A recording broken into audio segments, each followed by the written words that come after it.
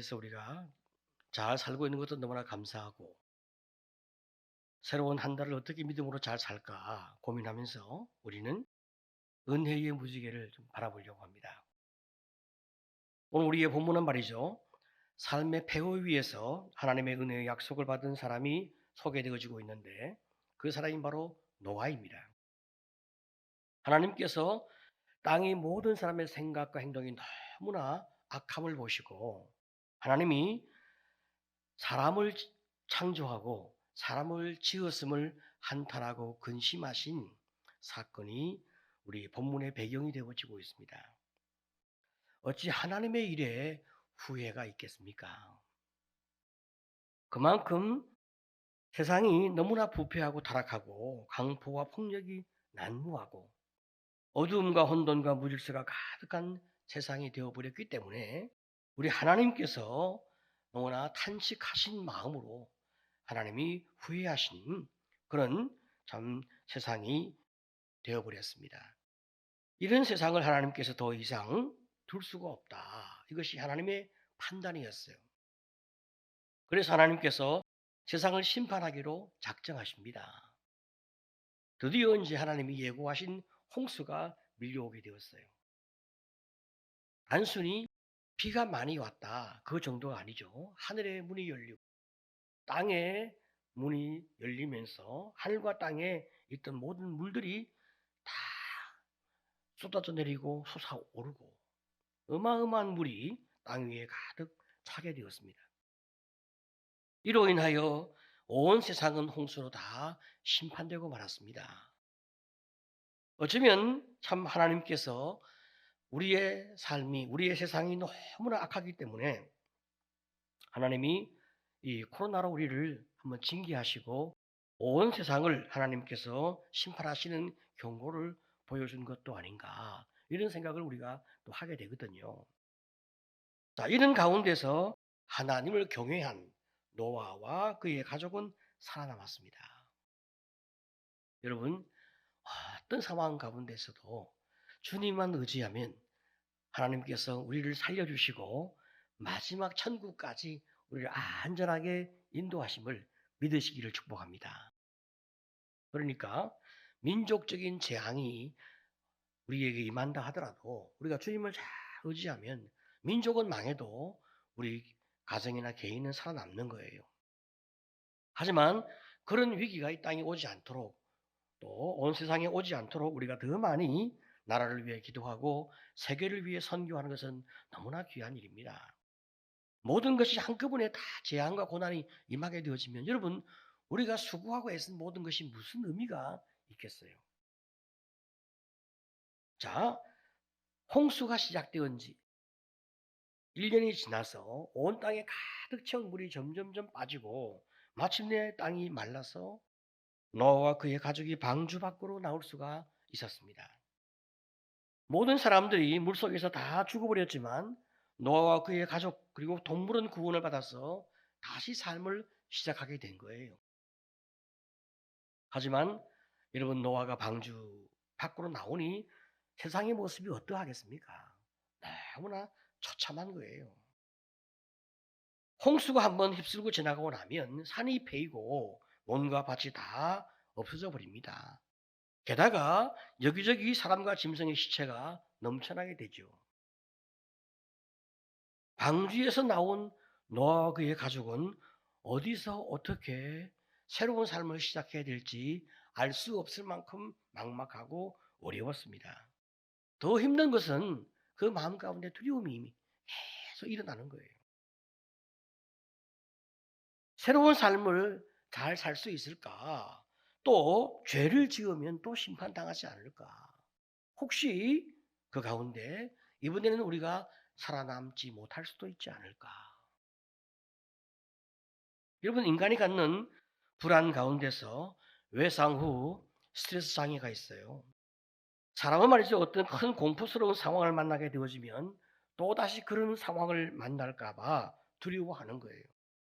지금은 전혀 두려워할 상황이나 사건이 없음에도 불구하고 과거 사건 때문에 공포에 떨면서 정상적인 삶을 잘 살지 못하는 심리적인 어려움이 바로 이런 질병입니다. 노아와 그의 가족은 상상할 수 없는 두려움과 공포를 그 마음에 가지고 새로운 삶을 시작해야 하는데 여러분 이게 얼마나 어렵겠어요. 아무도 이 가족을 도울 사람이 없는 거예요. 왜? 사람이 없잖아요. 노아 외에 사람이 없잖아요. 그때 하나님이 노아의 가족에게 나타나시는 거예요. 세 가지 복을 주시며 하나님이 말씀하시고 축복하시고 맹세하시는 거예요. 첫 번째는 내가 네게 복을 주겠다. 너는 생육하고 번성하여 땅에 충만하라. 이게 첫 번째 복이었습니다. 두 번째 복은 모든 짐승들이 다 너를 두려워할 것이다. 지금까지 너희가 채식만 먹었지만 앞으로는 너희의 건강을 위해서 육식도 허락하겠다 하고 처음으로 하나님께서 육식의 음식을 허락하시는 거예요. 그리고 세 번째로 제일 중요한 거 다시는 물로 너희를 심판하지 않겠다. 그렇게 하나님이 약속하시는 거예요. 하나님은 인간이 가지고 있는 두려움과 불안을 너무나 잘 아시잖아요. 그래서 11절에 말씀하시는 겁니다. 우리 같이 읽어보겠습니다. 자, 시작. 내가 너희와 언약을 세우리니 다시는 모든 생물을 홍수로 멸하지 아니할 것이라. 땅을 멸할 홍수가 다시 있지 아니하리라. 다시는 홍수로 너희를 멸하지 아니할 것이다. 이것이 하나님의 약속이요 맹세입니다. 자, 하나님께서 이 약속의 확증으로 무지개를 주신 거예요.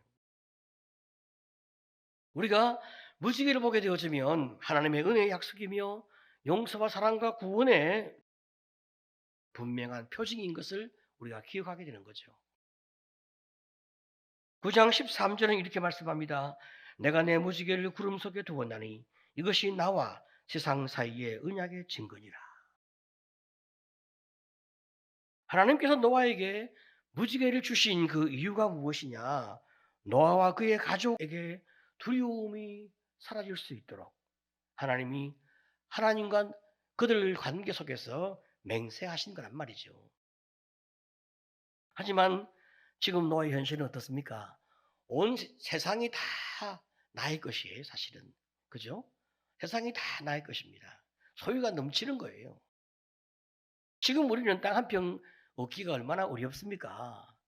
하지만 그 당시 노아는 온 세상이 다 자기의 것이었습니다. 그렇지만 안전에 대한 두려움은 심리적 불안으로 너무나 고통스러운 상황에 있는 거예요. 많은 소유는 있지만 내 마음 가운데 불안과 염려로 말미암아 한순간도 평안할 수 없는 공포가 그의 마음을 지배하고 있단 말이에요. 여러분, 많은 사람들이 오늘날 이런 모습을 보여주고 있습니다. 소유는 많아도 불안과 염려가 있고 어떤 사람은 소유가 없어도 불안과 염려 가운데 사는 사람이 많이 있습니다. 내가 죄를 범한다면 혹 내가 실수한다면 하나님께서 또 우리 가족을 혹은 나를 심판으로 썰어버리지 않을까. 가끔 말이죠. 하나님의 용서를 설교해도 그 말씀을 믿지 않는 분들이 참 많이 있어요. 저는 그럴 수 있겠다고 생각이 돼요. 왜 그러냐? 여러분, 용서와 은혜는요, 이 경험하는 거예요. 어릴 때부터 말이죠. 부모가 용서와 참 이 은혜를 많이 자식에게 베풀었으면 자식이 그 용서의 은혜, 사랑의 은혜, 그리고 이런 축복들을 경험하기 때문에 상대방이 진심으로 말하면 접수한단 말이에요. 그리고 마음의 평화를 누리는 거예요. 그런데 완벽주의 부모가 있거나 혹은 끊임없이 여러 가지 많은 상황 가운데서 용서하지 못한 부모가 있을 때 그 자녀가 어떻게 건강하게 성장할 수 있겠어요? 사람이 경험한 그 경험을 근거로 하나님을 바라보는 것이 인간의 심리 현상이란 말이죠. 자, 그러니까 아무리 많은 것이 있어도 그 마음 가운데 두려움이 너무나 많으니 이게 문제가 되는 것이 아니겠습니까? 우리 하나님은 너무나 위대한 상담학자고 심리학자고 또 나가서 인간의 마음을 치료하시는 그런 전능하신 하나님이시니까 노아와 그의 가족을 안심하시고 위로하시고 그리고 불안과 걱정과 염려가 다 사라질 수 있는 평안을 주시며 말씀하시기를 걱정하지 마라. 염려하지 마라. 나는 너희 하나님이 아니냐. 다시는 물로 너희를 심판하지 않겠다. 그렇게 말씀하시면서 무지개를 주시는 거예요. 이 무지개는 말이죠. 하나님 당신도 그 무지개 앞에서 다시 언약을 기억하겠다는 거예요. 전능하신 하나님께서 언약을 사람과 체결할 때 당신도 언약에 매이게 하시는 거예요. 얼마나 참 감사하고 얼마나 참 놀라운 배려요 사랑입니까? 창세기 9장 14절 15절을 보게 되어지면 내가 구름으로 땅을 덮을 때에 무지개가 구름 속에 나타나면 내가 나와 너희와 및 육체를 가진 모든 생물 사이에 내 언약을 기억하리니 다시는 물이 모든 육체를 멸하는 홍수가 되지 아니할지라. 다시는 홍수로 너희를 모든 육체를 멸하지 않겠다. 그리고 그 증거로 하나님이 무지개를 주지 않습니까? 그 마음 가운데 홍수로 인한 트라우마가 얼마나 많았으면 또 여러분 얼마나 죄 가운데 계속 거하게 되었으면 여러분 그 이후 노아의 후손들은 바벨탑을 만들게 됩니다. 하나님이 아무리 용서하신다 하더라도 내가 계속 죄를 지으니까 하나님이 어쩌면 용서하지 않을 수도 있겠다. 이런 불안과 염려가 많이 쌓여지니까 그들이 하늘에 닿는 바벨탑을 만들어 아무리 많이 홍수가 와도 우리가 죽지 않게 하자. 여러분 인생이 말이죠. 참 하나님의 은혜가 아니면 어떻게 한 날인들 살 수가 있겠어요? 왜 그들이 그렇게 하나님께서 다시는 홍수로 너희를 멸하지 않겠다고 아무리 많이 말씀하셔도 왜 그 말씀을 안 믿겠습니까? 자꾸 죄를 지으니까. 인생이 그렇잖아요. 말로 죄를 짓고 생각으로 죄를 짓고 행동으로 죄를 짓고 인간은 자꾸 죄를 짓는 거예요. 그러니까 어쩌면 하나님께서 끝까지 나를 용서하지 않을지도 몰라. 하지만 여러분 하나님이 우리를 구원하신 것은 영원한 구원임을 믿으시기를 축복합니다. 아멘. 그래서 우리가 비가 올 때는 좀 불안할 수 있겠죠. 그죠? 그 당시 사람들이 비가 오면 또 한번 계속 오면 어떡하나 불안할 수 있겠죠. 그런데 비가 다 끝나고 나면 무지개가 쫙 뜬단 말이죠. 하나님이 우리를 지키신다 약속한 무지개가 나타났다. 마음이 안심이 되는 거죠. 그죠? 무지개가 은혜의 약속이니까. 여러분 우리에게 은혜의 약속은 무엇입니까? 예수 십자가잖아요. 우리가 말씀을 보면 예수 십자가가 창세기부터 계시록까지 계속 나옵니다. 얼마나 우리를 사랑하시고 얼마나 우리를 영원히 구원하실 것인지 하나님의 그 분명한 약속이 예수 십자가로 확실하게 표현되어지니 여러분도 얼마나 우리 마음 가운데 기쁨이 있고 평안이 있어요. 아무 염려가 없는 거예요. 내가 비록 죄 가운데 거할지라도 내가 사망의 음침한 골짜기에 빠질지라도 내가 해바람을 두려워하지 않을 것은 주께서 나와 함께 하심이라. 믿으시기를 축복합니다. 그렇기 때문에 노아와 그 가족의 믿음으로 무지개를 바라볼 때 그들이 홍수의 심판을 더 이상 두려워하지 않는 것처럼 우리가 믿음으로 예수 십자가를 바라볼 때 더 이상 우리 마음 가운데 염려와 걱정과 두려움이 우리를 지배하지 않는 놀라운 하나님의 은혜 속에 인생이 여러분 행복하게 살아질 수 있는 것입니다. 그래서 여러분 안심하고 사시기를 축복합니다. 세상이 뭐 어떻고 저쩌고 막 걱정하지 마세요. 주님만 다 의지하고 있으면 여러분 어떤 질병도, 어떤 죽음도, 어떤 문제도, 어떤 현실도, 어떤 미래도 우리를 결코 이길 수가 없는 것입니다. 이것이 하나님 자녀가 가지는 큰 축복이요, 은혜요, 그리고 약속의 권능임을 믿으시기를 축복합니다. 여러분, 우리가 인생을 살아가면서 말이죠, 크고 작은 두려움은 계속 다가오게 되어 있어요. 한 문제가 해결되어지면 또 다른 문제가 다가오는 것이 인생 삶입니다. 그렇지만은 우리 하나님의 구원의 약속, 우리 하나님의 축복의 약속, 치료의 약속을 우리가 믿고 있기 때문에 우리는 걱정하지 아니하고 염려하지 아니합니다. 자꾸 나를 근심하게 만들고 나를 불안하게 만들고 나를 힘들게 만드는 문제가 있으면 주님, 이 문제를 주님 앞에 올려드립니다. 하나님, 받아주옵소서. 주님께 다 맡기고 나는 주님이 쉬거라, 나는 자겠습니다. 주님께 고백하는 거예요.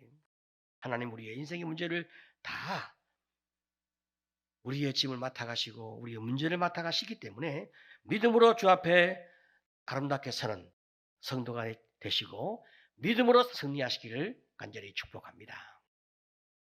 마지막 말씀 한 구절 같이 보겠습니다. 이사야 41장 10절 말씀. 자, 시작. 두려워 말라. 내가 너와 함께 함이니라. 놀라지 말라. 나는 내 하나님이 됨이니라. 내가 너를 굳세게 하리라. 참으로 너를 도와주리라. 참으로 나의 의로운 오른손으로 너를 붙들리라. 아멘. 여러분, 이 믿음을 가지고 우리의 삶을 축복으로 이끌어 주옵소서. 기도하며 사울을 맞이하는 여러분 되시기를 간절히 축복합니다.